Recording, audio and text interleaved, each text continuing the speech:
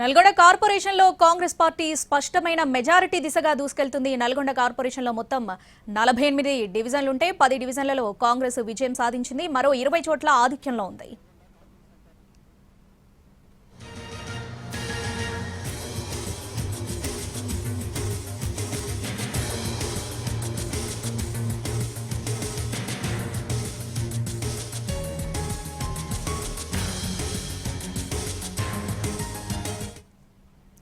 Nalgonda corporation లో Congress party స్పష్టమైన majority దిశగా దూసుకెళ్తుంది. నల్గొండ కార్పొరేషన్ లో మొత్తం 48 డివిజన్లుంటే అందులో 10 డివిజన్లలో కాంగ్రెస్ విజయం సాధించింది. మరో 20 చోట్ల ఆధిక్యంలో ఉంది. ఇక దీనికి సంబంధించి పూర్తి అప్డేట్స్ మా ప్రతినిధి విజయభాస్కర్ అందిస్తారు లైవ్ లో. నల్గొండ నుంచి విజయభాస్కర్.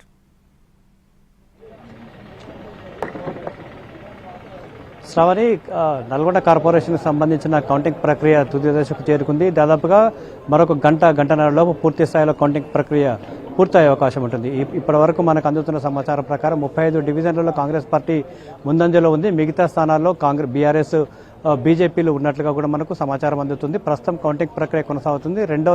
రెండో రౌండ్ కౌంటింగ్ ప్రక్రియ కూడా తుది దశకు చేరుకుంది. స్పష్టమైన ఆధిక్యం కాంగ్రెస్ పార్టీ కనబరుస్తున్నట్లుగా మనం చెప్పుకోవచ్చు. 10 స్థానాలకు పైగా కాంగ్రెస్ పార్టీ గెలుచుకున్నట్లు కూడా మనకు విశ్వసనీయ సమాచారం అందుతుంది. లోపల నుంచి చాలా మంది అభ్యర్థులు, బరిలో ఉన్న అభ్యర్థులంతా కూడా కౌంటింగ్ ప్రక్రియ ముగియక ముందుకే వెళ్ళిపోతున్న పరిస్థితి చాలా స్పష్టంగా కనిపిస్తుంది.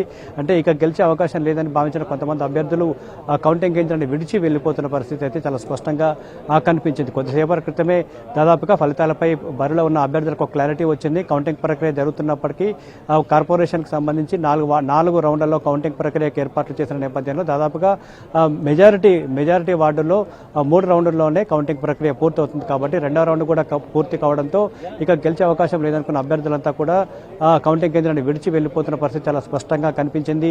గతంలో 2021 మున్సిపల్ ఎన్నికల్లో కూడా విపక్షంలో ఉన్నప్పటికీ కూడా నల్గొండలో మెజారిటీ స్థానాలు కాంగ్రెస్ పార్టీ కైవసం చేసుకుంది. అదే పరంపరను కొనసాగిస్తూ ఈసారి స్పష్టమైన మెజారిటీ సాధించే దిశగా కాంగ్రెస్ పార్టీ ముందంజలోకి వెళ్తుంది. మొదటిసారి కార్పొరేషన్గా నల్గొండ ఆవిర్భవించిన తర్వాత మొదటిసారి దీని తర్వాత ఇక్కడ కాంగ్రెస్ పాగా వేయాలని చాలా స్పష్టంగా ప్రణాళికాబద్ధంతో మంత్రి కోమటిరెడ్డి వెంకటరెడ్డి ముందుకు వెళ్లిన పరిస్థితి చాలా స్పష్టంగా కనిపించింది.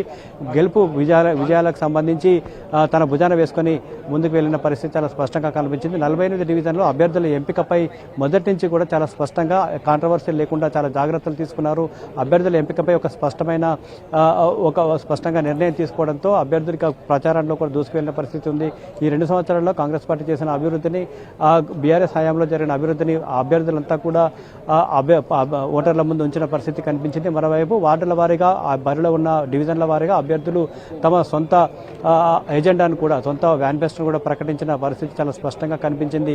ఈ నేపథ్యంలోనే అవన్నీ కూడా సత్ఫలితాలు అయితే ఇచ్చాయి. మొత్తంగా కాంగ్రెస్ పార్టీ స్పష్టమైన ఆధిక్యంతో ముందుకు వెళ్తున్న పరిస్థితి కనిపించింది. 33 డివిజన్లకు పైగా కాంగ్రెస్ పార్టీ ముందంజలో ఉంది.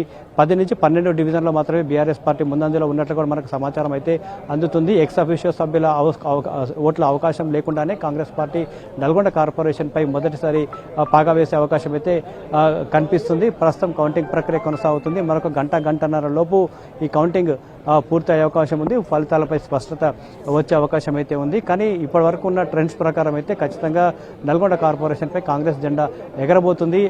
స్పష్టమైన ఆధిక్యత, స్పష్టమైన మెజారిటీ సాధిస్తుందని మనం చెప్పొచ్చు.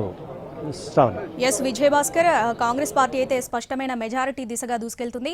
విజయభాస్కర్, ఒకసారి వార్డుల్లో కనుక చూస్తే ఒక ఇంట్రెస్టింగ్ విషయం ఏంటంటే చిట్యాల మున్సిపాలిటీలో 1వ వార్డులో మొదటిసారిగా ఒక ట్రాన్స్జెండర్ గెలుపొందింది, అది కూడా ఇండిపెండెంట్ గా.